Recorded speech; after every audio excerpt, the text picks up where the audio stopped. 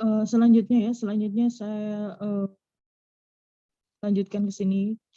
Ini coba bisa dibuka di jurnal Elsevier. Saya mau coba ini share tentang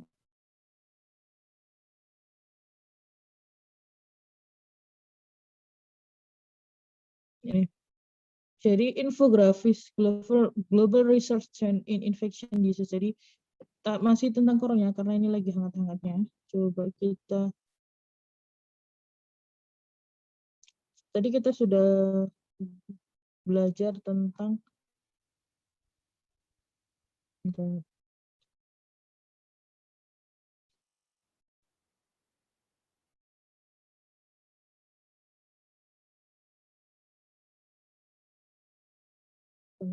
teks.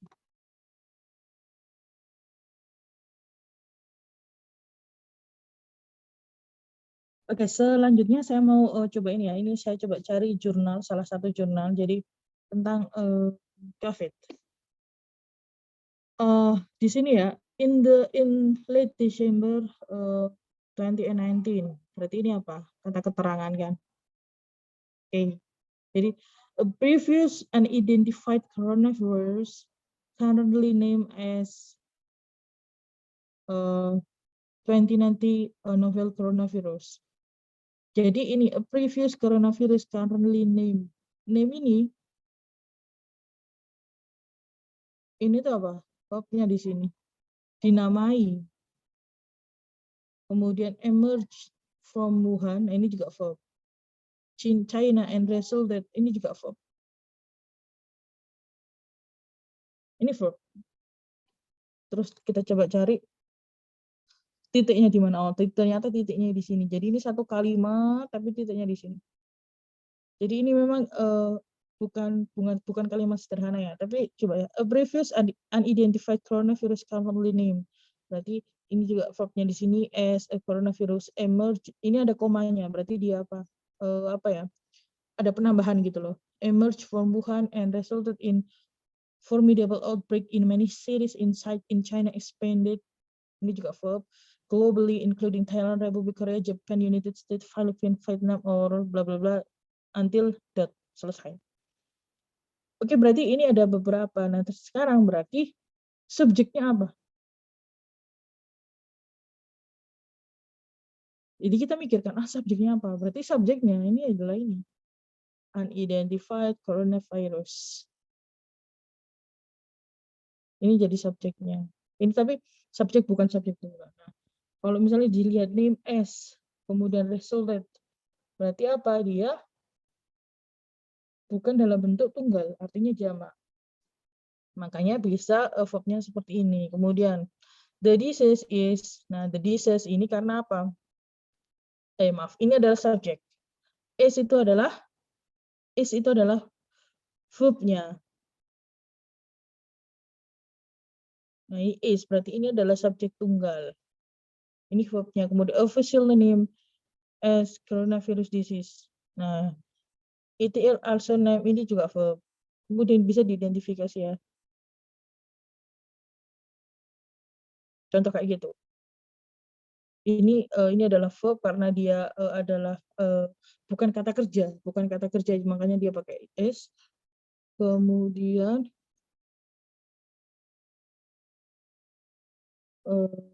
it also sampai titiknya mana ya? Ada di sini. COVID-19 is ini juga ya. Berarti di dalam bentuk presentnya itu juga ada yang nama kayak gini ya. Is, are you, they, we itu ya.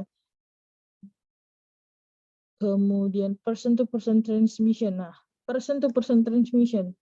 Transmission ini pakai S atau enggak? Berarti apa? Berarti ini itu verb ini berapa? Berarti ini adalah subjeknya, ini verbnya. Oh maaf. Kemudian ini occur. Ini subjek ya sampai sini. Occur through droplet or contact transmission and if there is a lack of stringent infection control or if no proper personal protective equipment available. Jadi contohnya ya. Jadi Jadi kalau misalnya kita belajar ya caranya seperti ini. Kita mengidentifikasi satu persatu. Nah sekarang kemarin kan sudah coba cari topik di jurnalnya ya. Pertemuan sebenarnya sudah dapat jurnal kan? Nah, sekarang jurnal itu coba dicari yang present, simple present, maaf, simple present. Kemudian diidentifikasi mana verb, mana subjeknya, mana adverb, mana adjective, dan seterusnya. Coba diidentifikasi. Pilih salah satu aja, misalnya di introduction-nya. Di introduction, silakan dipilih kalimat-kalimatnya, mana yang ada simple present-nya. Kemudian diidentifikasi mana kira-kira yang mana verb atau adjective atau verb atau subjeknya. Kayak gini caranya, sudah seperti yang saya contohkan di sini.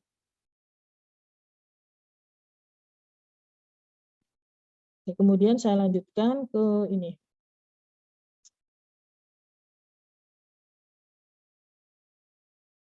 Tadi ya yang sempat tertunda. Jadi ini, tadi kenapa? Tadi kan go to bed ya.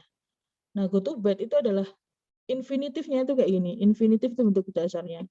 Go to bed. Kemudian simple past-nya apa? When. Past participle-nya adalah gone.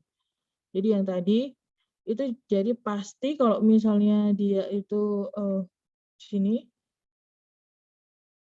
Nah, di sini ya, we go to bed, we goes to bed. Jadi to infinitifnya itu adalah bentuknya ini. Itu menunjukkan bahwa dia adalah bentuk dari simple present. Go to. Kemudian kalau misalnya dia past simple, dia akan berubah jadi when. Kemudian kalau past participle, dia akan berubah jadi gone.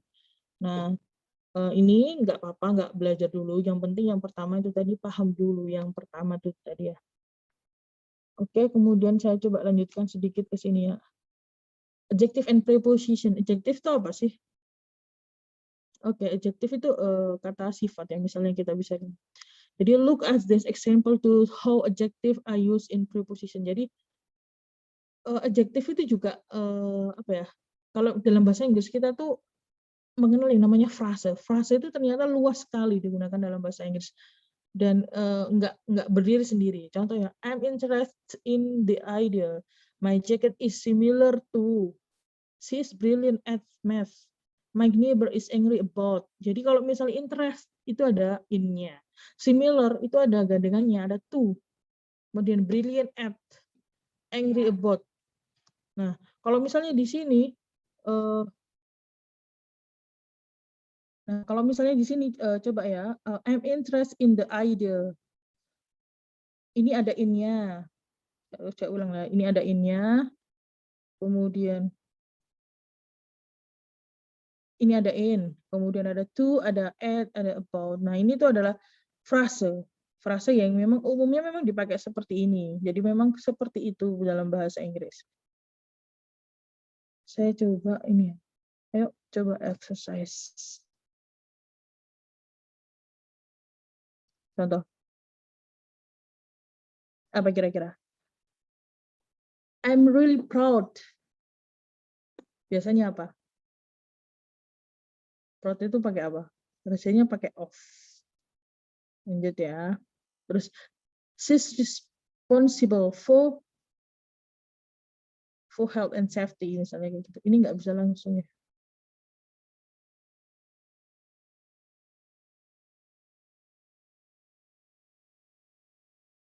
Oke. Nah, jadi ini saya coba langsung ya. Jadi kalau misalnya ini harus dikerjakan sampai 10. Ini saya coba langsung ya. Berarti jawabannya di sini for. Dia sangat bertanggung jawab, sangat peduli gitu for health and safety. Kalau misalnya kita orang Indonesia kan biasanya gini. Kita bertanggung jawab, kita peduli terhadap in gitu. Biasanya rata-rata in gitu. Tapi ini for. Kemudian ya yang tadi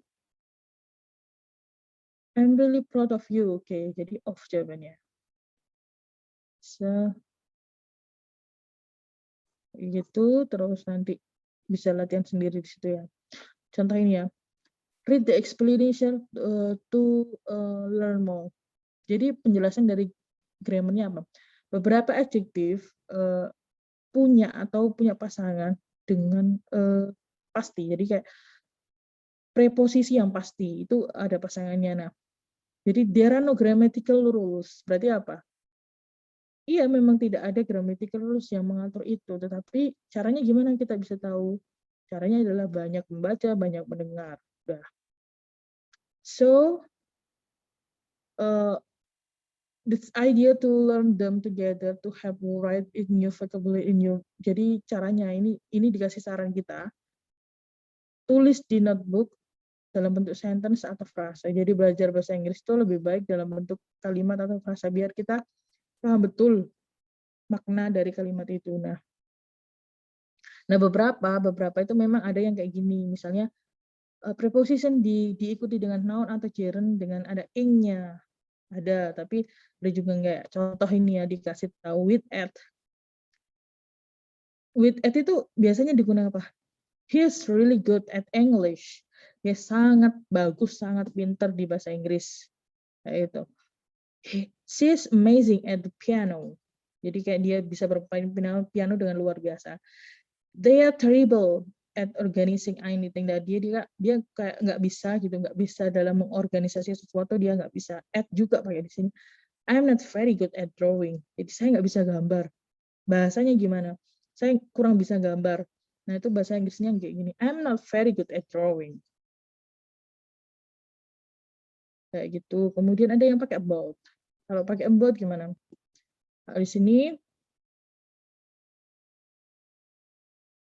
kalau pakai about, we often use with adjective, like adjective kata sifatnya itu angry, excited, happy, nervous, sad, stressed, worried, dari marah, tertarik, bahagia, nervous atau apa, grogi gitu, sedih, stres atau cemas. Nah, itu biasanya about. I'm angry about the decision. Saya sangat marah dengan keputusannya. He's nervous about the presentation. Jadi kalau misalnya kita mau presentasi terus ada teman kita, hey, dia nervous. Nah, kayak gini. He's nervous about the presentation. Kayak gitu bahasa Inggrisnya. Jadi ada nervous about. Kemudian she's excited about the new job. Kayak ada dia sangat tertarik dengan pekerjaan barunya. They are worried about the exam. Jadi kalau misalnya kita sangat udah mau ujian terus kita kayak takut gimana ya kalau misalnya nggak dapet jelek. Nah, kayak gini bahasa Inggrisnya. We are worried about the exams. Jadi yang saya tidak berbicara tentang were worried ya. Saya berbicara tentang worried about. Jadi prepositionnya. Jadi kalau ini tentu saja bukan simple present tense. Bukan, karena dia were, bukan are. Kayak gitu. Saya bicara tentang preposition dan adjektifnya ya. Kemudian with of. Saya lanjutkan, ini with of. With of berarti she was afraid of telling her mom. Jadi dia takut kalau misalnya dia cerita ke ibunya. I'm frightened of having an accident. Jadi frightened of, scared of. She's so proud of. Nah, itu pakai ini. Terus with to misalnya, he's married to the director. I'm addicted to my phone. Jadi kalau yang suka banget mainan HP, nah ini bahasa Inggrisnya. I'm addicted to my phone. Bukan I like my phone, bukan kayak gitu. Oke, terus lanjut. Nah, ada yang tuh juga. Misalnya ya, they are really friend to me. He's nice to you. Polite to everyone. Rude to waiters. Jadi mana yang kayak pakai to, kemudian white for. This exercise is good for you. The stress is bad for you. Kemudian the town is famous for you. Responsible for the financial side of the business. Ini contohnya ya. Kemudian kalau in, she's interested in the project. They want to someone who experienced involved in. Jadi kalau involved itu pakai in. Nah, itu gimana kita tahu ya? Kita harus belajar, kita harus take notes, kita harus reading, kita harus listening, kita harus repeat again. Nah, semua itu nggak bisa kalau nggak ada niat dulu. Oke? Contoh aja. Oke. Kalau interest, apa interest? Interest tadi apa? Interest in. Coba ya. Langsung aja satu aja buat contoh. Oke. Jawabannya adalah interest in, benar. In. Karena udah di sini udah dikasih tahu kan interest in, masa lupa. Oke. Bisa dicoba-coba pakai ini ya, pakai learningenglish.britishcouncil.org. Silahkan dicoba. Ini ya, British Council. Kalau mau main gamesnya. Oke, terima kasih. Semoga membantu. Silahkan dikerjakan kemudian diupload di Google Classroom. Jika ada pertanyaan, please don't shy to ask me below or WhatsApp or Google Classroom, whatever I said. I will welcome to answer it if I can. Thank you.